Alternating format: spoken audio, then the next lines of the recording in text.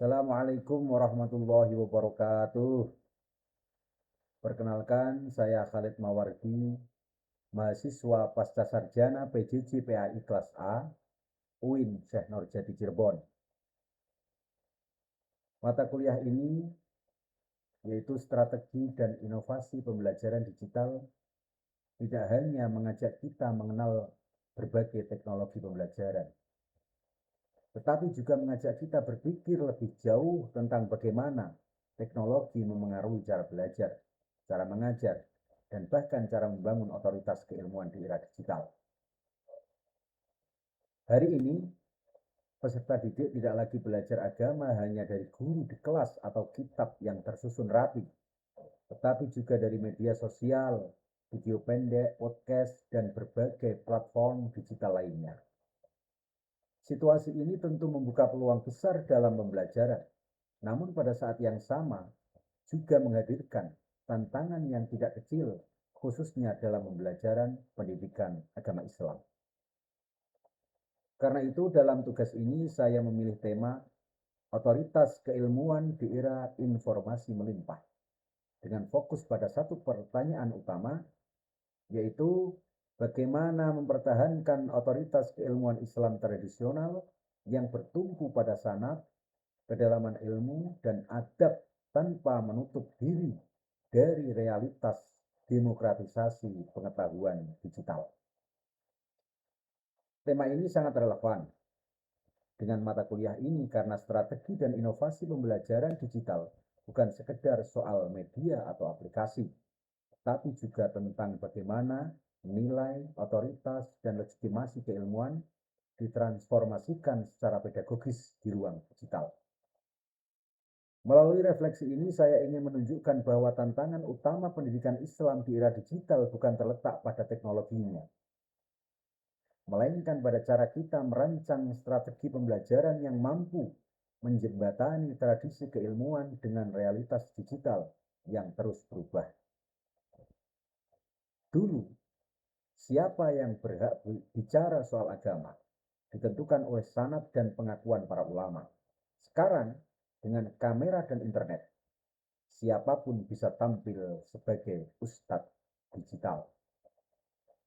Fenomena ini sering dianggap mengancam otoritas keilmuan Islam tradisional, padahal yang terjadi bukan hilangnya otoritas, melainkan perubahan cara kita memandangnya.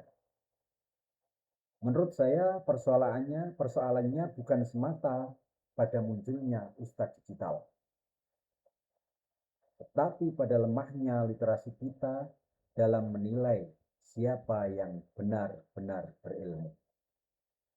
Dunia digital memang membuat belajar agama menjadi lebih mudah dan terbuka. Namun seringkali jumlah penonton dianggap sebagai ukuran keilmuan. Dari pengalaman saya di dunia PAI dan pesantren, banyak peserta didik lebih cepat mengingat potongan ceramah media sosial daripada membaca dan memahami kitab secara utuh. Namun, ketika dihadapkan pada persoalan serius seperti hukum, akidah, atau etika, mereka tetap kembali bertanya kepada guru dan kiai yang memiliki sanad. Ini menunjukkan bahwa otoritas keilmuan tradisional sebenarnya belum hilang. Ia hanya tidak lagi otomatis dianggap relevan di tengah derasnya arus digital. Masalah muncul ketika konten yang dangkal terlihat lebih meyakinkan, sementara ulama yang mendalam ilmunya kurang hadir di ruang digital.